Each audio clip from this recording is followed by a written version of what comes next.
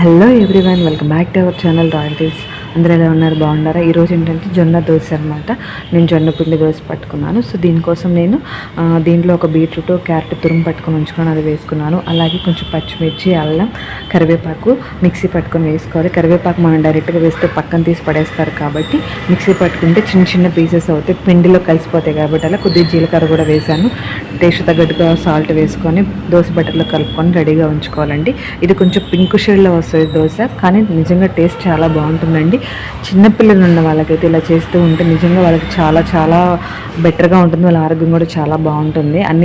అన్నీ కలిపి దీంట్లో పెట్టేస్తాం కాబట్టి సో ఇలా ట్రై చేస్తూ ఉండండి ఫ్రెండ్స్. నేను ఎక్కువగా సజ్జపిండి, జొన్నపిండి, రాగిపిండి ఎక్కువ వాడుతుంటాను. అంటే ఈ జనరేషన్కి పిల్లలకి మనం కొంచెం హెల్తీ ఫుడ్ కూడా అందించకపోతే వాళ్ళ ఆరోగ్య విషయంలో మనం కొంచెం కేర్ తీసుకోవాలి కదా. దానికోసం దోశ అయితే చాలా బాగుంటుంది. నేను ఫుల్ వీడియో రిలేటెడ్ వీడియోలో లింక్ చేస్తాను, చూడండి. Thank you.